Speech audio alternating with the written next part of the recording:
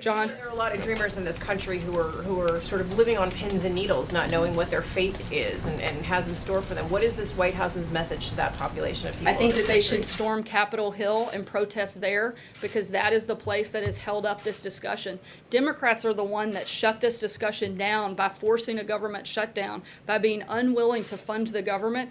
We lost 4 days over this process of the conversation that should have been focused on immigration reform, fighting over this CR. If they had been part of the solution instead of part of the problem, then I think we would have already been further down the road in our negotiations on that package, and hopefully we won't have problems like that in the future. I understand that you guys have laid out your criteria for what you want in a deal, but is the president saying that on March 5th, if he doesn't get what he wants from the Democrats in those other areas, that he will begin to deport the Dreamers? We haven't determined that. We're hopeful that we don't have to do that and that we don't have to get there. We would like Democrats to get serious about actually solving problems. They say they want to have this conversation. They say they want to negotiate, so much so that they were willing to shut down the government. If they're that willing to go that far, surely they'll be willing to come to the table and talk about real solutions and get something done. Remove the deportation protection from the Dreamers. The president is the one that enforced the law. Yes, he is. That is his job as commander-in-chief.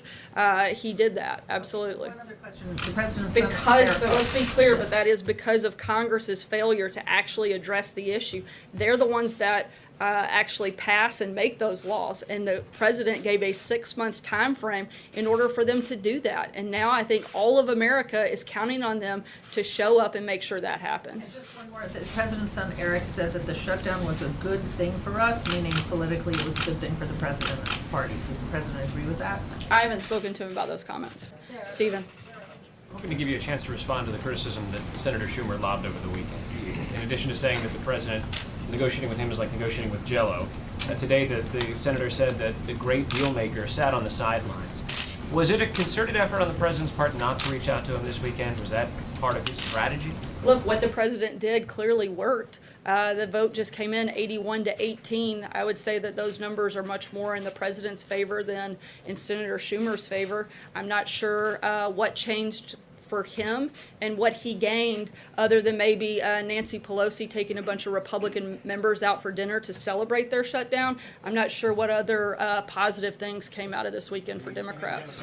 Democrat members. Kristen? Just following up on that, in addition to Chuck Schumer saying the president negotiates like Jell-O, even Leader McConnell said he wasn't completely clear on where the president stood when it comes to some of these immigration priorities. So is the president shifting his policy positions behind the scenes under pressure from his conservative base? Not at all. The president, as well as the administration, we've laid out clearly in a 3-page memo what our priorities are, what our principles are for this process, and we have been very consistent on that front. Jason Miller and John Kelly have veto power over any immigration deal. Jason Miller doesn't work in the administration. The only person I'm aware of with veto power in this country is the president. Jonathan? Sarah, how is the president going to work with Democrats when he's running a campaign ad that is calling them complicit in murder? How is he actually going to show leadership on this? Look, the president's #1 focus is our national security. He's been very strong on discussing the need for border security and tying that directly to national security. That's a big focus of both the president's campaign at the time and also since he's become president. In terms of specifics of any ad running, those aren't being done by the White House, and I can't get into any details. But his position in terms of the need for border security and how that impacts national security is something we've talked about and been very clear on. So is he bringing the Democrats down here, bringing Republicans here, hashing this out? How's this going to be any different? We didn't see him over the weekend. He was only talking to Republicans. Obviously, if there's going to be a deal by February 8th, it's going to need to be a deal with Democrats. Look, we've been very clear about what we want to see in any legislation, and I don't think that there's a whole lot of daylight between where we are and where the Democrats are. We certainly want to negotiate and get to a place, and we're hopeful that we can do that over the next couple of weeks. John? Senator Schumer on the floor claimed that the deal that he had on the table for Mitch McConnell today was much different than the one that he had last week. How did the ball move forward, if it did at all, between Friday night and this morning? Look, I think that Democrats realized that the position that they had taken, frankly, was indefensible, and that they had to focus on first funding our military, protecting Border Patrol agents, funding vulnerable children through the CHIP program. These were things that they didn't disagree with. They agreed with everything that was in this CR. The president stayed firm, Republicans stayed firm, and Democrats, I think, realized that they had to move past that piece of legislation, and so that they could focus on the conversation they're desperate to have. So is it your contention that the deal that Chuck Schumer accepted and lauded today is really no different than the deal that he had on the table Friday? I don't see it to be drastically different, no. Major. Just so we understand, is there no interaction, and was there no interaction between the president and the campaign committee in the creation of that ad? Did he approve it?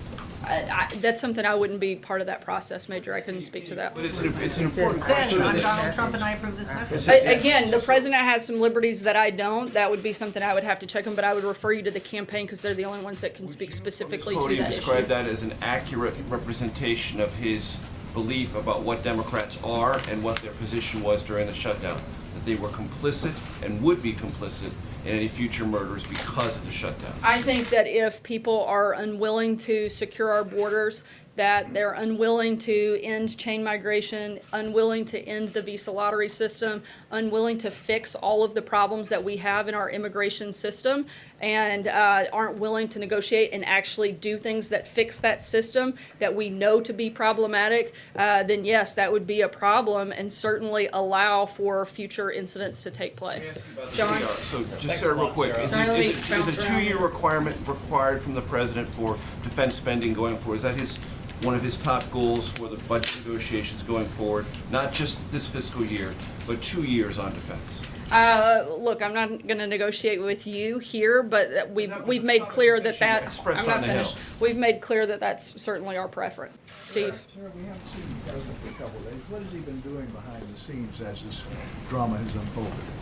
Look, we've put out a number of readouts. He's had several different calls, both with members on the Hill.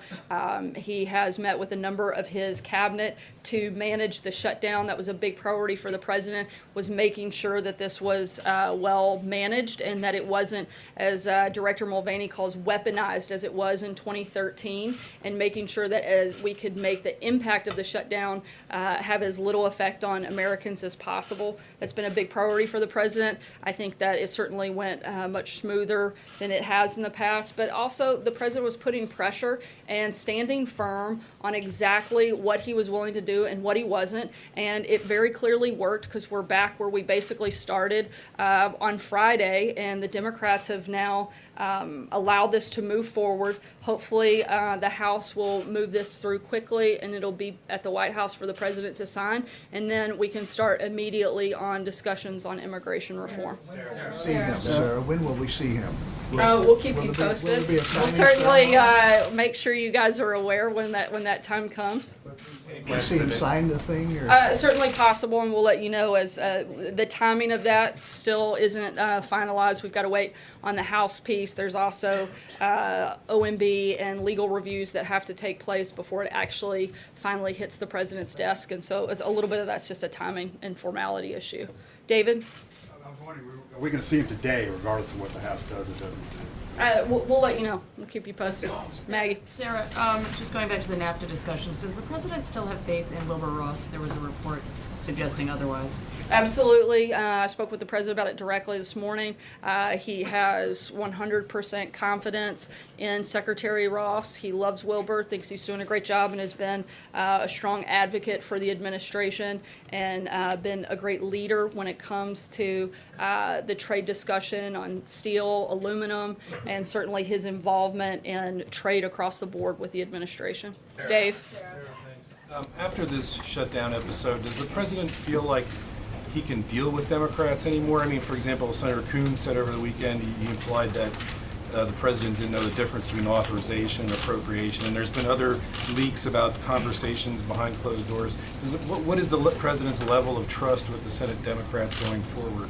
I wouldn't say it's the highest level of trust, but I think we're certainly hopeful that we can reach an agreement on responsible immigration reform. We've laid out what we want, and we hope that Democrats, we know they agree on most of those components, and we hope that they'll come to the table ready to actually make a deal and less focused on playing political games. On immigration, you have the budget, you've got infrastructure, other big things you want to get done. Is that going to be possible after this fight? We hope so. We hope that Democrats, again, will not play politics, and they'll focus and put the needs of the country ahead of the political gamesmanship that they've been playing over the last couple of months. And we hope we can move that ball down the field on a number of issues, but starting with the budget and then moving into immigration. Thanks, guys. Take one on Pence in Jerusalem.